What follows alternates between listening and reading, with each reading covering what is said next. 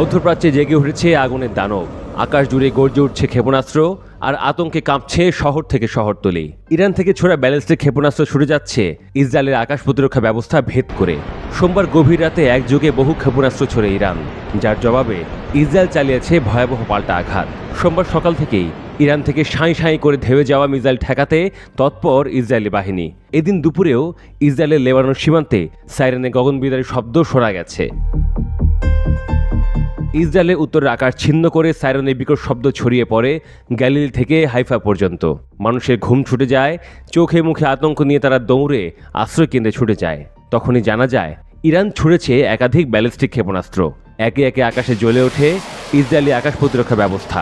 David sling এবং অ্যারোয়ের মতো system গর্জে ওঠে।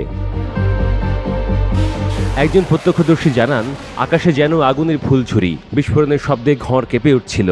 মনে হচ্ছিল যুদ্ধ আমাদের ঘরের ভেতর ঢুকে পড়েছে। এরই মধ্যে একটি ক্ষেপণাস্ত্র হাইফার একটি আবাসিক এলাকায় আঘাত হানে। প্রথমে মনে করা হয়েছিল এটি ইসরায়েলের একটি ব্যর্থ ইন্টারসেপ্টর। পরে তদন্ত করে জানা যায় এটি ছিল একটি পূর্ণাঙ্গ ইরানি ক্ষেপণাস্ত্র, যার ওয়ারহেড অংশটি মাঝ আকাশে বিভক্ত হয়ে নজর এড়িয়ে সরাসরি ভূমিতে আঘাত হানে। বিস্ফোরণে 3 জন আহত হন, ভাগ্যক্রমে সবাই বেঁচে যান। ইসরায়েলি সেনাবাহিনী জানায় এটি ছিল একটি ডিটেকশন ব্যর্থতা। সামরিক বিশ্লেষকরা বলছেন এই ভুল ভবিষ্যতের জন্য ভয়াবহ বিপদের ইঙ্গিত। পাল্টা আঘাত ভোর হওয়ার আগেই ইসরায়েলি বিমান বাহিনীর অন্তত 15টি ফাইটার জেট তেহরানের কেরমান শাহ এলাকায় একযোগে হামলা চালায়। লক্ষ্য ছিল ইরানের ব্যালিস্টিক ক্ষেপণাস্ত্র সংরক্ষণাগার ও উৎক্ষেপণ কেন্দ্র। আইডিএফ দাবি করেছে এই হামলায় ইরানের একাধিক স্টোরেজ ও লঞ্চ সাইট সম্পূর্ণ ধ্বংস হয়েছে। তবে তেহরানও চুপ করে বসে নেই।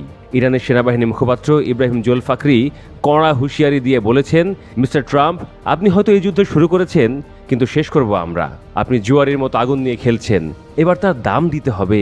এই বক্তব্যের ঠিক পরেই ইরানের সর্বোচ্চ নেতা আয়াতুল্লাহ আলী খামেনি সামাজিক যোগাযোগ মাধ্যমে একটি ছবি প্রকাশ করেন, যেখানে একটি ইসরায়েলি শহরে ক্ষেপণাস্ত্র বর্ষণের দৃশ্য এবং পেছনে একটি বিশাল করটির প্রতীক। তার মন্তব্য, জায়নিস্ট শত্রু তাদের বড় ভুলের শাস্তি পাচ্ছে।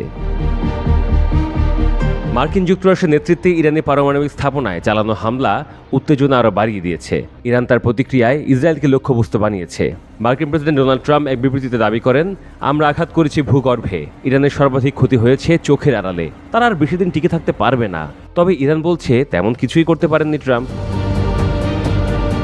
বিশ্লেষকরা বলছেন ইসরায়েল ইরান সরাসরি যুদ্ধের পর্যায়ে চলে এসেছে। যুক্তরাষ্ট্র জড়িয়ে পড়ায় এটি রূপ নিতে পারে বৃহত্তর আঞ্চলিক সংঘাতে। লেবাননের হিজবুল্লাহ, ইয়েমেনের হুথি এবং সিরিয়ার শিয়া মিলিশিয়ারা এরই মধ্যে সক্রিয় হয়ে উঠেছে।